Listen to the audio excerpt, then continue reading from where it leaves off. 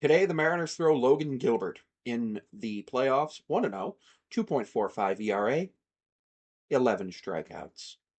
And he goes against Trey Yesevich in the playoffs, a 1-1 record with a 4.82 ERA in 9 1/3 innings with 15 strikeouts. Logan Gilbert has appeared as a starter and as a reliever.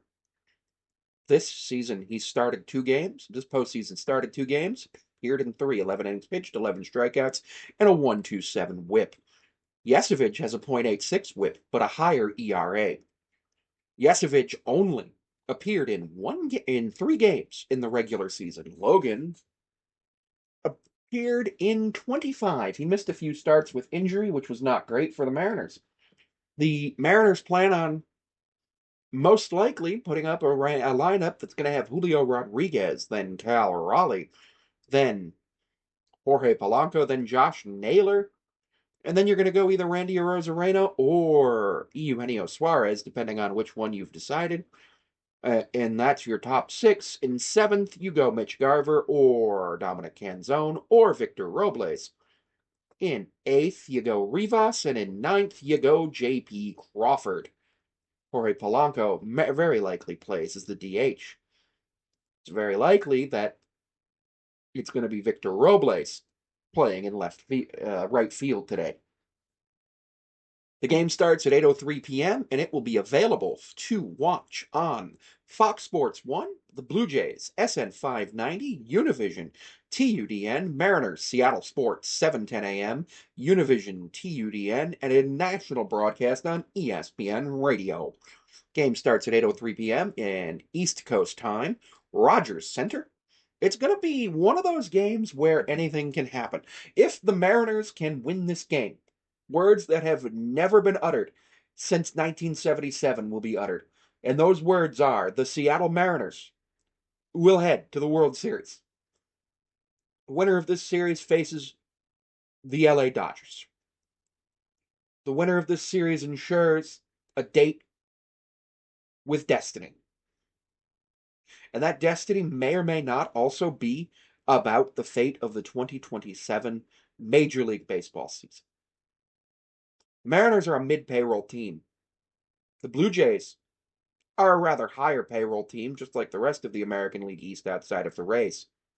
Mariners have often talked about having salary dumps to afford more players. At the beginning of this season, Mitch Haniger was cut. Now, unfortunately, the cut for Mitch Haniger was deserved, but the reason he wasn't cut earlier was because of the amount of money that the Mariners were paying him, and they did not want to have dead money on the roster. That is something that the Mariners have very frequently been against. If a mid-payroll team beats the Dodgers, there won't be a lockout. There won't be talks of a salary cap.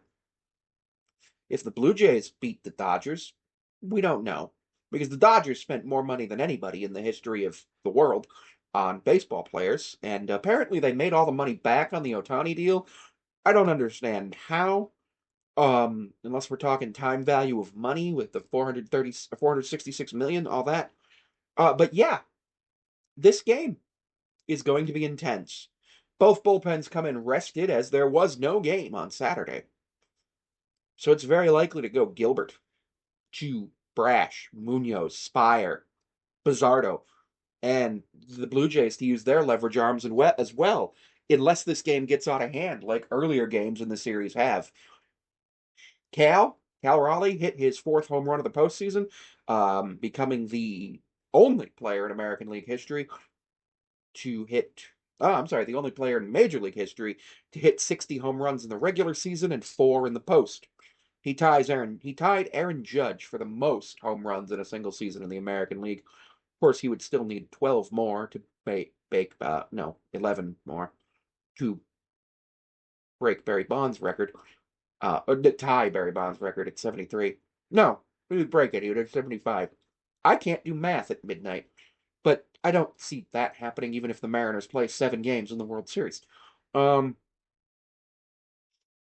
It's going to be intense. It's going to be good.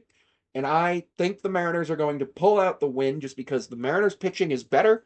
And Yesevich is literally a rookie. He made his first Major League start earlier this season.